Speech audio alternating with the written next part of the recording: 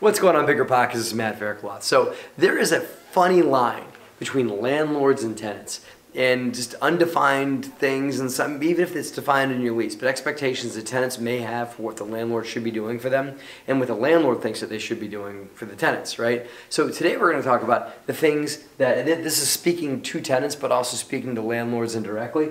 These are things that you should not expect your landlord to do for you, or the tenant specifically should not expect a landlord to do, okay? Feel free to get your tenants to watch this video so you can clear up any of the gray areas that are there, right? So number one, and these are all pretty much everything I'm going to list here are all things that are now years and years of landlording that in some form or fashion tenants have asked us to do for them, and we've had to clear the air to say, listen, that's actually not something we deal with, okay? Number one is to replace consumables. And now what do I mean by consumables? I mean things that are just get consumed through your use of the property, such as light bulbs, and then HVAC filters. Now, on the HVAC filters, what I will do is we will buy a few extra and leave them next to the furnace, and when the tenant runs out, they're supposed to call us and tell us. So I will provide them, but the tenant's supposed to replace them every 6 months. Some landlords do it for them. If we're there and we see it's dirty, we'll do it. But the light bulbs are one that we've had tenants call us. We had one tenant call us and swore that she kept putting light bulbs in the kitchen fixture, or that she'd tried, like, yeah, no, it's not a light bulb, the light doesn't work. That's what it was. The light's not working. You know, she kept saying the light's not working, and you know, I've tried it. You know, it's not going to work. So the guy goes out there and he puts a new light bulb in, and it's just that it was missing a light bulb. But now she swore up and down that wasn't the problem. But you know, I think that she should try to get us to replace her light bulb. So you will find that sometimes tenants will try and get you to replace simple consumables in your property, like light bulbs and things that are just other consumables that are just regularly get just eaten out through their use, and it's really on the tenant to change those things out. Okay. The next thing, and this is most likely in your lease, is to replace the bat. Now this is a consumable. It really should be. It's really its own thing because it's an important item, which is smoke detectors, and that goes for, of course, CO, carbon monoxide also. Now, it should be a clause in your lease that the smoke detectors are in good working order when the tenant moved in, and that it is expected the tenant maintains them and does not take the batteries out of the smoke detector and put them in the remote control, or to take the smoke detector down because it keeps beeping when they cook dinner. You know, we've had both those things happen. We actually switched to a batteryless smoke detector. It doesn't have a battery in it. It's got a 10-year. It has a battery, but it's got a 10-year life. And it doesn't come out. You can't. It's internal to the unit. So you just put it up, and the tenant can't. They can take it down, but they can't take the batteries and put it in their remote control, or they can't take the batteries and just take them out so it doesn't beep at them anymore when they burn their dinner, whatever it is. So at the end of the day, smoke detectors is something that should be on tenants. I've got one landlord buddy that every time that he has battery-powered smoke detectors, but every daylight savings, he sends his tenants a new set of batteries. And the tenants are supposed to just put it in the smoke detectors, right? But as a landlord, if you get enough units, you don't want to go around and put batteries in these smoke detectors every time that they go out, or make that your personal responsibility. You need the tenants to watch that, because the smoke detectors are going to start beeping at them, telling them it needs batteries. You want the tenant to replace those. It's in the lease that it's the tenant's responsibility, and it should be in yours as too, because that's not something that you should want to do on your own. Okay. Now, the next thing, and for anybody that owns a multifamily, and this is true for single families too, you'll know what I'm talking about, handling civil disputes.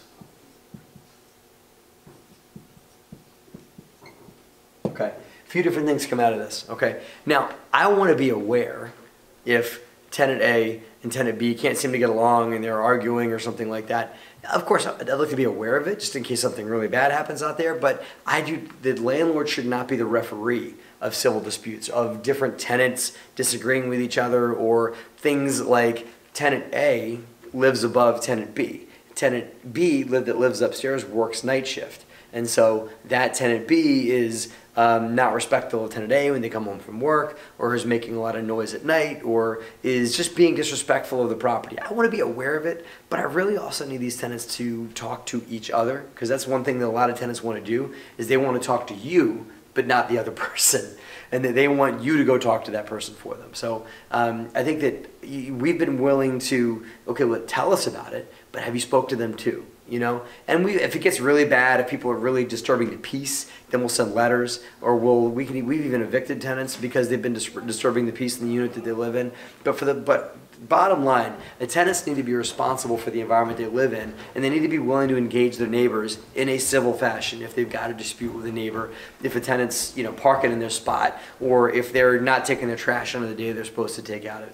I want to be aware of it. But I don't need to referee it. I need the tenants to also speak to each other. So that's, if you're a landlord and tenants keep coming to you like, well, he's parking in my spot, or he plays his music too loud. Great. Thank you for letting us know. Did you talk to them yet? And if you did, what'd they say? I tell you what, go talk to them about it, and then let us know how it goes. Because now you're aware, and if it gets to the point where you've got to take real action because it becomes a public safety issue or something like that, then you can. So again, I want to know about it, but I don't want to referee it. Okay? So, and this kind of goes off the next thing, but it's not the landlord's job to be the police. Okay, so we've gotten calls that the guy in Unit 3A, and again, I want to know about it, but I can't be the police. So the guy in Unit 3A is I think he's dealing drugs, or I think he's in there doing something, breaking the law in some form or fashion. Okay, well, I want to know about it. But they also need to call the police as well, because they witnessed it. I did not. They witnessed it. They have the suspicion of it. The other tenant does. So I'm glad to know about it. But I think that, and we can approach the police together with them, but the landlord is not the police. I'm not going to approach the tenant that they think is dealing drugs and say, hey, quit dealing drugs in there. It needs to be something that needs to get handled by the police, and so the landlord can't take the role of the police. The police need to be involved, and the tenant that witnessed it, if the tenant witnesses a crime or whatever it is, they need to call the police themselves because they're the one that witnessed it. We didn't, right? Again, I want to be aware, but I don't want to referee it. I don't want to be the only one in the middle of it. They should also reach out to authorities as well on these things. So, okay, next thing. Now we're getting a different, take it from a different angle here. So the tenant should not expect the landlord to pay all their utilities. We've had a few tenants that have moved into a unit that had a bad credit record with the public utility company, and somehow or another they had a good enough credit record to move into our unit, but maybe they owe the public utility company $50, $100 or whatever from the last place they lived. They don't want to deal with it, so they don't want to put utilities in their name. They've asked us to, well, can you just put electric and gas in your name and then bill me for it? And so, again, if tenants ask you to do these things, if the meter is there for them to put in their name, then get them to do it. You don't want to become the service where you're paying the bill and then billing them out for it. The one thing that we will pay and bill them for on a regular basis is water. And the reason why that is in New Jersey, and this may differ in your state, I've even heard states where electricity is lienable, but in New Jersey where we are, New Jersey and Pennsylvania and North Carolina where we are, water is lienable, meaning water can turn into a lien on the property and can get attached to the real estate versus to attach to the tenant. So we will typically pay the water bill because we don't want to have that lien. We want to make sure that the bill gets paid so it doesn't get attached back on us. So we will pay that and bill the tenant for it for water. Anything else that's lienable in your area, you want to pay and then bill to the tenant because you want to make sure that gets taken care of. But you don't want to pay utilities for tenants that they could easily put in their name. They just don't want to do it because of credit issues or because they don't want to have to pay the bill. They want to pay you. So those are not good enough reasons for you to have to pay those utility bills, bear that expense, and then bill them back, right? And you're also not allowed to mark it up. So you're going to bear that expense and not being able to, charge a handling cost or a handling charge or anything like that on it.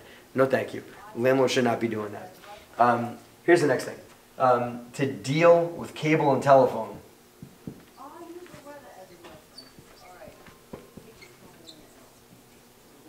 Okay. Now our lease says that we will provide them with at least one cable hookup and one telephone jack, and not that anybody uses telephone jacks anymore, but our lease still says we're going to give them those just in case that they want to use them for their internet service or whatever, right? So we still provide those things, but we will not call the cable company and handle a dispute with them or handle claims with the cable company or guarantee cable or telephone service to them that they're going to get X service over Y service. We just give them the connections. Nor will we pay for the service being run to their property. If they want Fios or fiber optic, and that's not in the area. We're not going to deal with that either. So you have to be clear that the landlord is not the cable and telephone company. There's a lot of things. If you guys notice, the landlord's not a lot of things here. The landlord's not a civil dispute, or the landlord's not the police. The landlord's not the utility company, and the landlord's also not the cable and telephone company. Tenants expect you to be a lot of different things, but you're not a lot of this stuff. Okay, now, here's another one. And take this with a grain of salt, because it is a people-based business, and you guys have heard me say that before, that there are humans involved in leasing real estate, and you have to treat people with a human touch, treat them with respect. But the one thing you're not is their personal counselor, okay?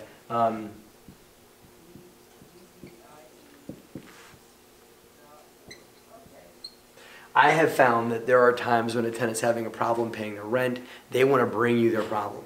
They want to discuss the problem. Well, my husband left, and yeah, I feel bad for you that your husband left. Or, God forbid, something even worse happened, you lost your job, whatever it is. They want to bring the problem to you, and they want to lay it on you. Number one, because they want to give you a feeling of why they're going to be late, or why they're having a financial difficulty, or whatever it is. But understand, it is not your position to get into the processing or the solving of the problem with them, okay? And some tenants that you might become friendly with might expect you to really, really feel their pain and to help them out emotionally or whatever it is. Understand, the landlord-tenant relationship is a business transaction at its core. And so you never want to lose sight of the fact that this is a business relationship you have with these people. You can be friendly, but you're not their friends. Okay? You get that? You can be friendly, but you're not their friends. Okay?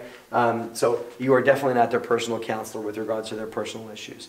Okay? And this is the last one. This is just interesting. I was just talking to a landlord buddy of mine to make this list, and he was like, I've had tenants call me when there was a fire in the apartment.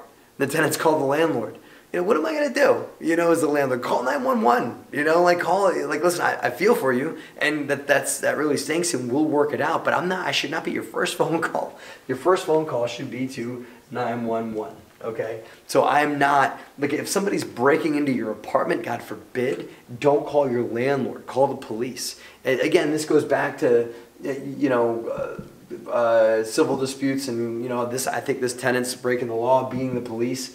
Whatever. This applies to also for personal emergencies and things like that. For things like fire, like things that are in the act of happening. Don't call it. The tenant should not be calling their landlord. A lot of landlords I have a recording that says, if this is an emergency, please hang up and dial 911. So if you have a landlord line, a phone number that your tenants call to reach you, that it should say something like that. Because again, they shouldn't be calling their landlord if they've got a real issue. That should be a 911 call. Okay, so I'm sure there's a ton more. So for my landlord friends that are watching this, that want to put out other things you should not expect your landlord to do as a tenant, please list them out. Some of them are interesting. Some of these are some of them are funny, but some of them are very, very serious. That as a landlord, you really have to draw the line. That a tenant really needs to use the people that are in place to take care of that, not you. In that. So please leave some comments down below so we can discuss it. Thank you for watching, guys, as always, and have a great and profitable week.